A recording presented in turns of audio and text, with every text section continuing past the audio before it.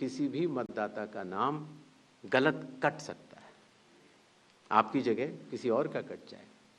इसलिए शायद पिछले 20 सालों में टेक्नोलॉजी तो थी, लेकिन टेक्नोलॉजी का उपयोग करके किसी का मतदाता सूची से नाम काटा जाए, ये गलत होगा।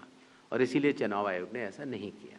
और इसकी या तो व्यक्ति खुद कर सकता है तो कोई आपत्ति नहीं है, और या फिर स्पेशल इंटेंसिव रिवीजन के जरिए जब ये एन्यूमरेशन फॉर्म बनेगा तो पीयूष पांडे जी के पास ही फॉर्म पहुंचेगा। अगर उनके पास दूसरा फॉर्म पहुंच जाएगा तो एक ही पे दस्तखत करेंगे और डुप्लीकेट वोट की समस्या का निदान हो जाएगा। एसआईआर में हड़बड़ी क्यों, ये भी एक भ्रम फैलाया जाता है। आप लोग मुझे बताएं कि चुनाव से पहले मतदाता सूची शुद्ध करनी चाहिए या चुनाव के बाद? चुनाव से पहले। और ये बात चुनाव आयोग नहीं कह रहा है, ये बात लोक प्रतिनिधित्व कानून कह रहा है कि हर चुनाव से पहले आपको मतदाता सूची शुद्ध करनी होगी। ये चुनाव आयोग का कानूनी दायित्व है। फिर ये बात आई कि 7 करोड़ से ज़्यादा बिहार के मतदाताओं तक क्या चुनाव आयोग पहुंच पाएगा? हकीकत आपके सामने है। जब 24 जून से ये कार्रवाई शुरू हुई तो ये पूरी प्रक्रिया लगभग 20 जुलाई तक ही समाप्त हो गई। फिर ये बात आई कि साहब जुलाई में क्यों, उस समय मौसम अच्छा नहीं होता। तो आपकी जानकारी के लिए मैं बताना चाहता हूं कि बिहार में इसके पहले भी 2003 में एसआईआर हुआ था और उसकी तारीख थी 14 जुलाई से 14 अगस्त, और तब भी सफलतापूर्वक हुआ था।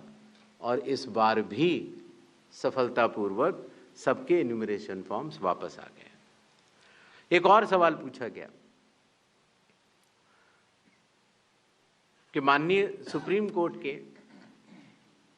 कहने से हम लोगों ने ये मशीन रीडेबल फॉर्मेट क्यों दिया। माननीय सुप्रीम कोर्ट ने ये स्पष्ट कहा है कि हर जिले की अलग वेबसाइट बनाई जाए और हर जिले की वेबसाइट पर एपिक नंबर से सर्च होने वाली सूची रखी जाए।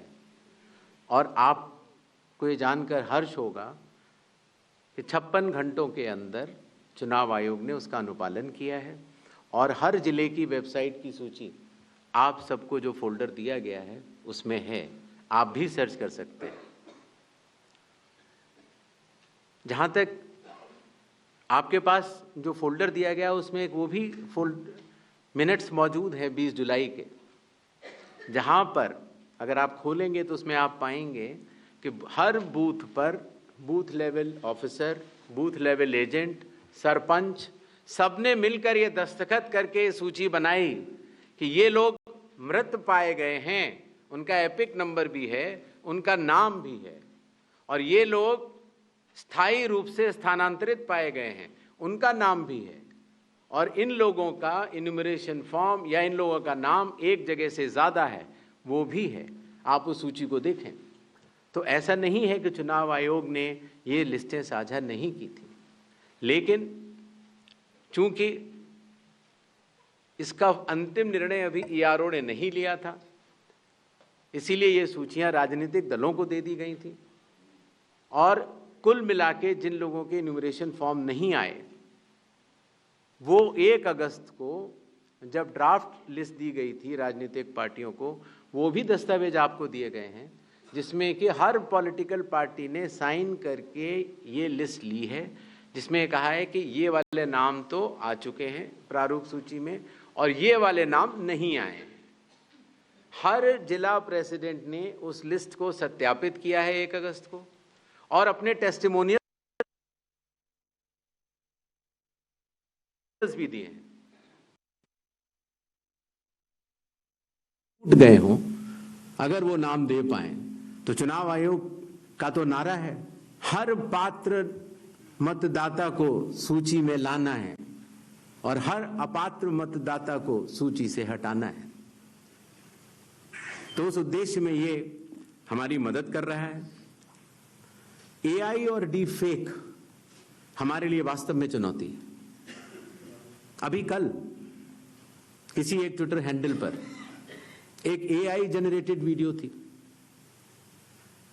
जो कि सत्य से परे, लेकिन इस तरह की चुनौतियों का सामना करने के लिए चुनाव आयोग तो भरसक प्रयास करेगा, लेकिन कानून के दायरे में ही रहकर कर सकता है।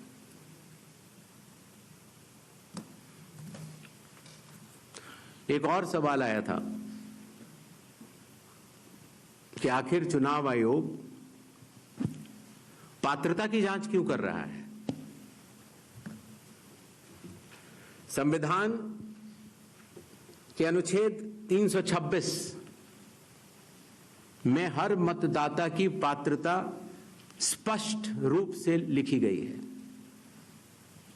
और वो पात्रता ये कहती है कि मतदाता सूची में नाम आने के लिए सिर्फ भारत के नागरिक और 18 वर्ष की आयु पूरे कर चुके व्यक्ति ही पात्र हैं। रेजिडेंसी लॉज भी हैं जो कि अलग कानून में बनते हैं, जो कि ऑर्डिनरी रेजिडेंट हैं, या कोई व्यक्ति जो संविधान या किसी कानून के अनुरूप उसको वर्जित किया गया है चुनाव लड़ने के लिए, उनका नाम नहीं आ सकता। तो आर्टिकल 326 जो कि चैप्टर इलेक्शंस के अंदर आता है, जो कि हम यहां पर आपके समक्ष बैठे चुनाव आयोग की एक संवैधानिक जिम्मेदारी है, हम उसको निभाने के लिए पात्रता की जांच कर रहे हैं। नेक्स्ट 187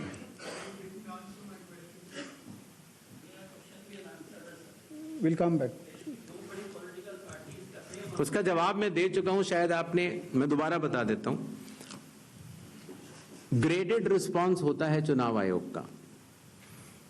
अगर आप किसी भी विधानसभा के निर्वाचक हैं और समय रहते हुए अगर आप त्रुटियां बताते हैं तो आपको फॉर्म 7 भरना होता है।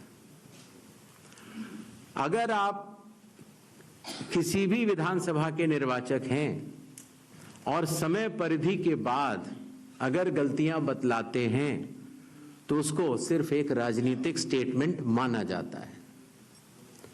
अगर समय के बाद आप त्रुटियां बतलाते हैं और मतदाताओं और चुनाव आयोग पर चोरी का आरोप लगाते हैं तो इन तीनों की ग्रेडिंग में फर्क है।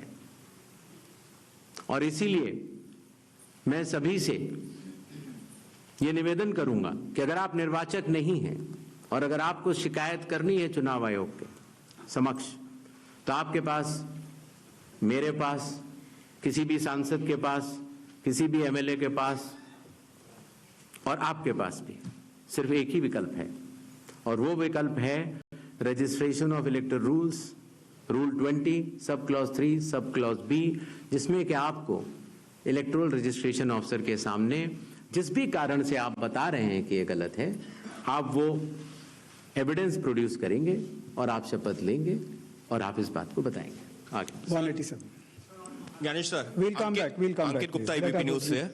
सर, 2-3 सवाल हैं जो एक दूसरे से जुड़े हुए हैं। पहला सवाल ये है, जिसका भी आप भी जिक्र कर रहे थे कि साल भर में जो है ये स्पेशल समरी रिवीजन जो है कई बार होता है, स्पेशल समरी रिवीजन।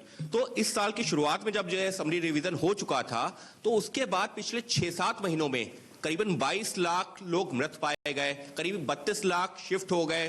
तो ये आंकड़ा पिछले 6-7 महीने में 22 लाख लोग मर कैसे सकते हैं, ये सवाल उठाया जा रहा है। अगर समरी रिवीजन हुआ था और अब तक, तो ये आंकड़ा जो है क्यों इतना ज्यादा